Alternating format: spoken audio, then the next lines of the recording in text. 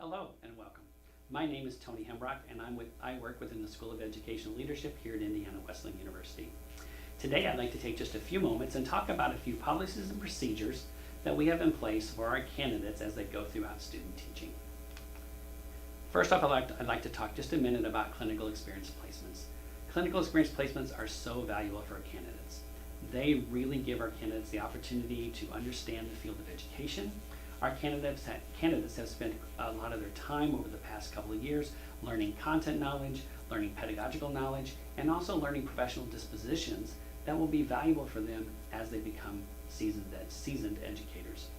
These placements are invaluable in helping our students succeed and helping them to refine their skills as future educators.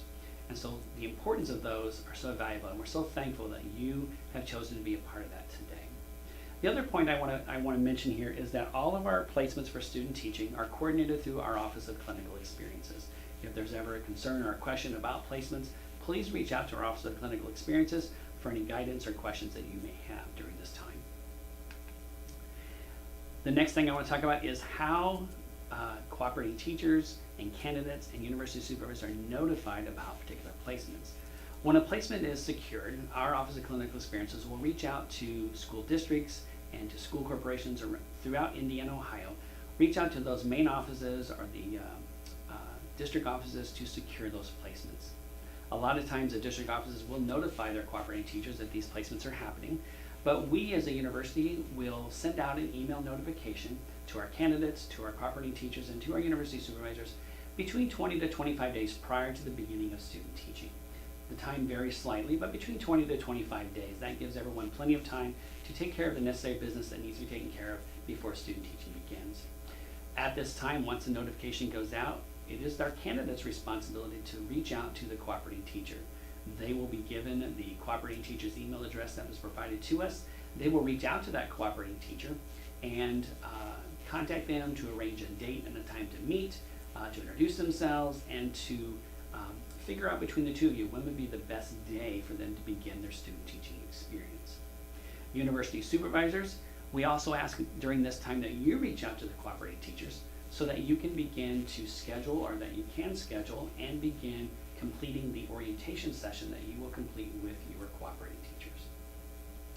Next, I'd like to talk a little bit about candidate expectations. There are a number of expectations that we have for our candidates as they go throughout student teaching. The first one is attendance.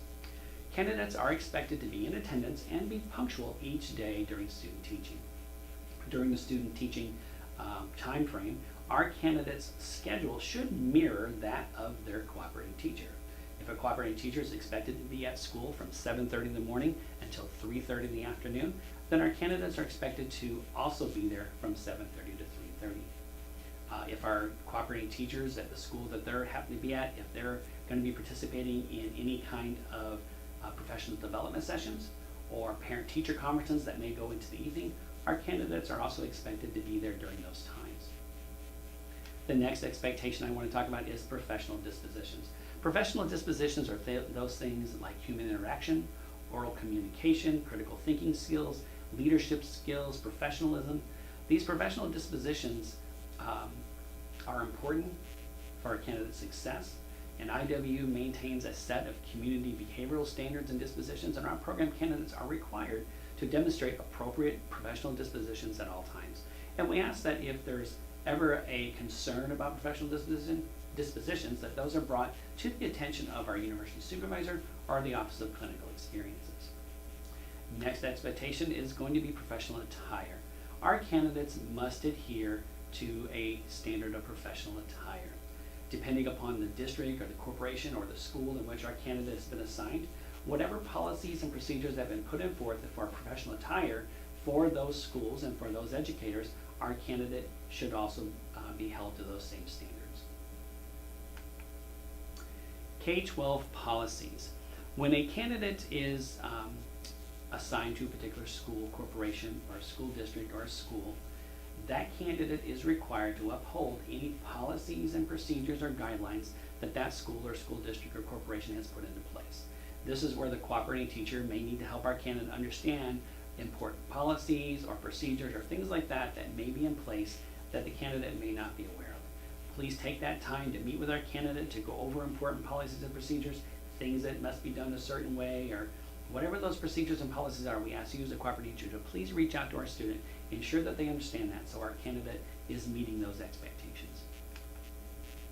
Student teaching days. Throughout student teaching, our candidates are required to complete a certain number of student teaching days. The number of days that they complete is dependent upon the program that they are in and depending upon whether or not they are in Indiana or Ohio. They're slightly different. We ask that you will visit our Office of Clinical Experiences handbook, our web pages.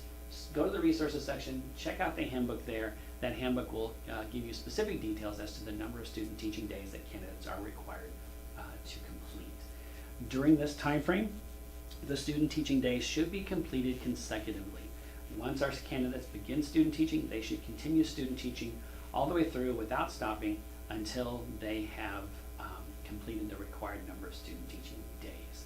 Also, if at any time during the program the student misses days because of either illness or because of snow days or because of a break, a fall break or spring break or something like that that the district is on, then the candidate must make up those days or continue their student teaching until they reach the required number of days of student teaching. Forms and assessments. There are a number of forms and assessments that will be used throughout student teaching. First, let's talk about forms. Really, there's one main form that you will be involved in. The form is the attendance verification form. Now, this form is not the responsibility of the cooperating teacher or the university supervisor. This form is strictly responsibility of the candidate. The candidate will complete this form and fill it out, but then they will go to the cooperating teacher and ask the cooperating teacher to initial the form to verify that they have completed the number of days that they say they have completed. And so we ask that you just take a few moments, look at that form with the candidate, initial off that they have completed those days, and then return that form back to the candidate. As far as assessments, there are a variety of assessments that will be used during student teaching. Those assessments include things like our pedagogical evaluations, our dispositional assessments, as well as our beliefs, values, and commitments assessment. Those assessments will be completed throughout student teaching. Some assessments are completed more than once. Those assessments will be covered in another training video.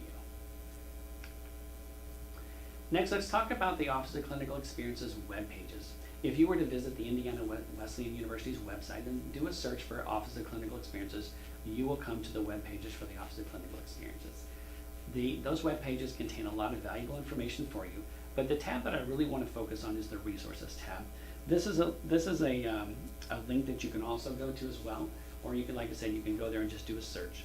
But the Resources page contains the handbook as well as the forms and assessments that you will use throughout student teaching.